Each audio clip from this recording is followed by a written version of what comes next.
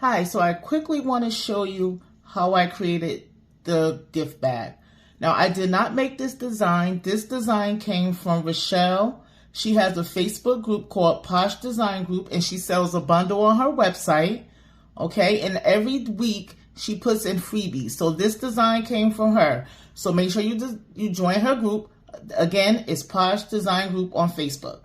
Okay, so what I did was I used my blank gift bag template and took the design and placed it up there.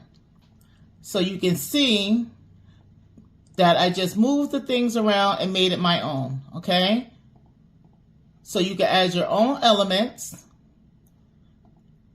and make this your own. So this is what we mean when you get templates from people and you create and make it your own. Because if you don't, everyone is going to have the same thing. So don't be scared to play around. Don't be scared to create. Don't be scared to make things your own. So I simply designed. I went to share. Okay. And I went to download. And I'm downloading it as a PNG. I'm going to my pages because I have multiple pages here. If you have just this page, you won't have to do this step. But I'm making sure I select the current page. And I did transparent background and I hit download, okay? After that, I went to Cricut Design Space because I am a Cricut user, all right?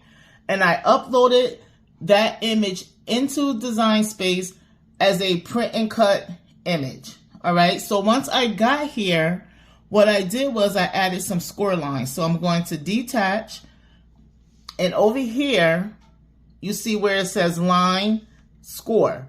Those are the score lines that I added. So I'm going to move the box, or sorry, the design, so you can see the score lines. All right. So you see here, these dotted lines, these are the score lines. All right. And if you're not sure how to get that, over to the side, over here, it says shapes. You click on that and you just select the line and you place it where your fold lines are. I do this because I don't like to hand fold. I don't hand fold because, again, I don't have a steady hand for that. I prefer to upload it into Cricut Design Space, add the score lines, and it's easier to fold for me when I do the print and cut and fold. It's easier, it takes less time. In my opinion, it's professional. If you're giving this to someone, you want to make sure you're giving them the best quality possible. Does that mean hand folding is less professional? No, it does not. If you can fold great with your hands, more power to you. I can't. If you can hand cut straight and good and close to the line, more power to you. You could also do that. You do not have to use a cutting machine. But me personally, I pay a lot of money for these machines, so I prefer to use them. So once that is done, all right, and I have attached my score lines, I then click over to where it says make, okay? I click on that.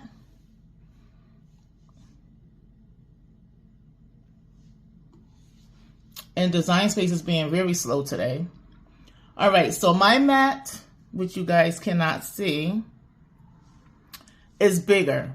The reason why my mat is bigger is because I have the Cricut Venture. It is their large 24-inch cutting machine, okay? So the reason why I'm using my Venture for this is because my design is a 13 by 19, and you cannot print and cut that on the smaller Cricut machines, okay? I do have a Cricut Explore Air 2. I could do it up there if I make my design smaller. So say if it's an 8.5 by 11, 8.5 by 14, 11 by 17, you can do that on a 12 by 24 mat. But because my design, again, is 13 by 19, I use the Cricut Venture, okay? So over here it says material size, and I'm going to click 13 by 19, and you're going to see that change. So this is the 13 by 19 sheet of paper, and this is how it's going to look when it cuts on my Cricut Venture, okay?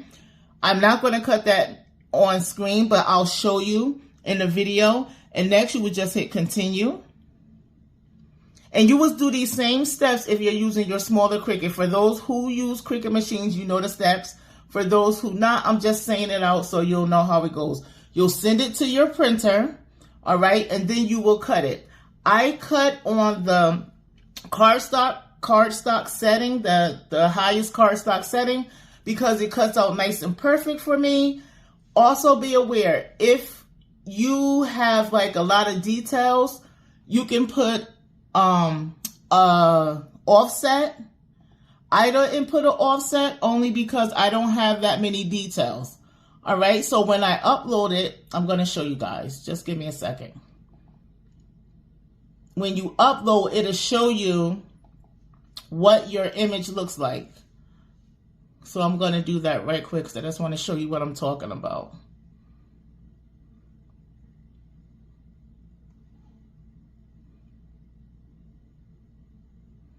Come on.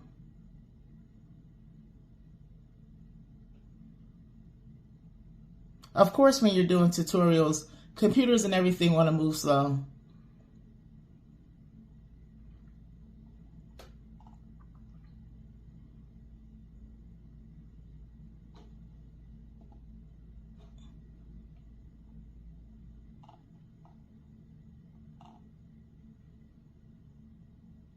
Come on. Sorry about that, guys. It's just taking a little longer. I probably should have uploaded and had things on the screen beforehand. But I like to do things in real time, and this is just how it goes, okay?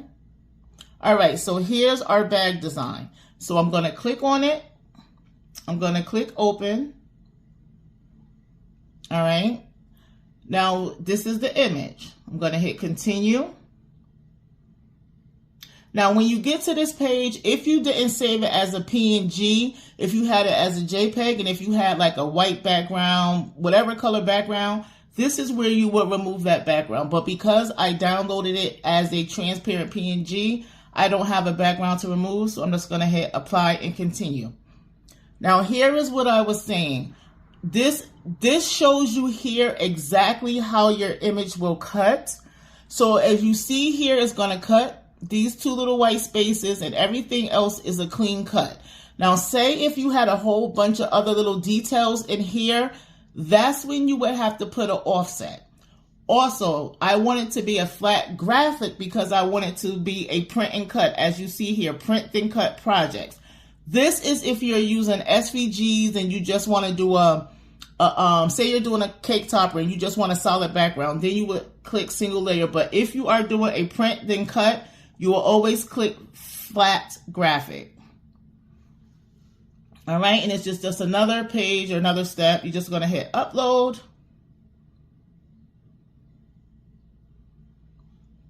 And there you have it. That is the design.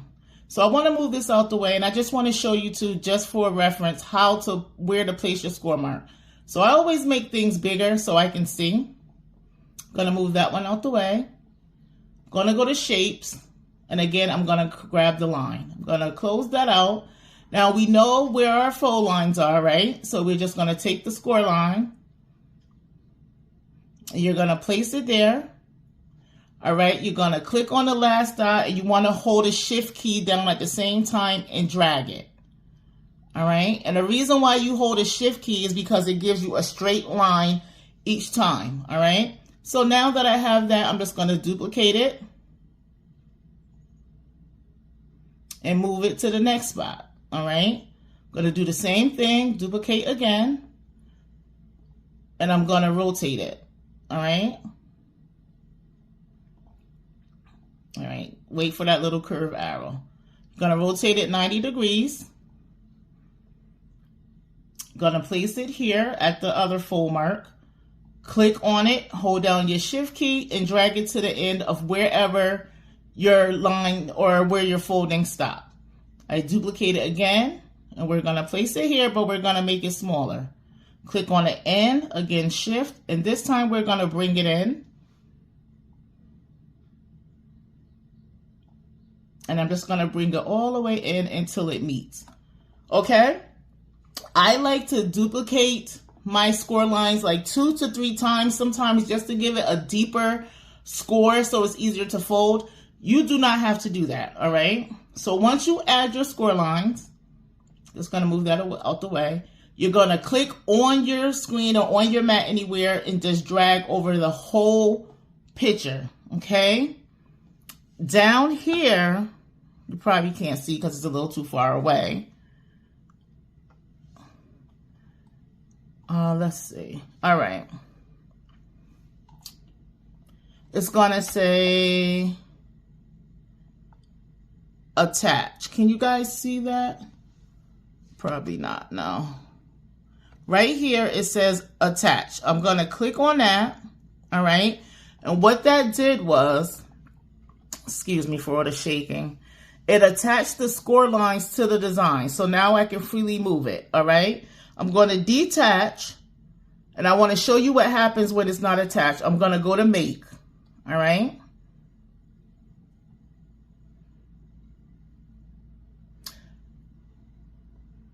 Now, what you see here is on the second page, it put my score lines on the second page. So it would cut our images and then it would try to cut our score lines separately. So you want to always make sure you attach your score lines, okay?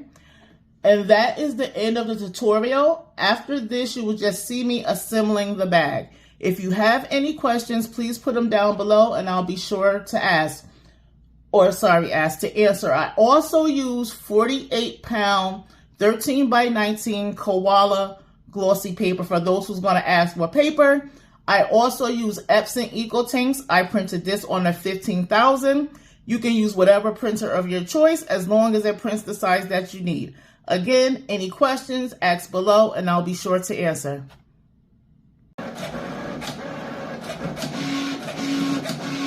And that's the scoring that it's doing, the up and down. Those are our score lines, okay?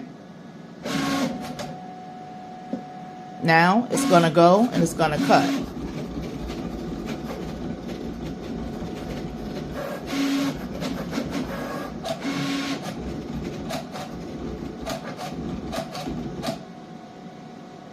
And it's done, just like that. And now all I'm gonna do is I'm gonna release the mat and then I'll show you how the cut came out. Here are the bag cuts.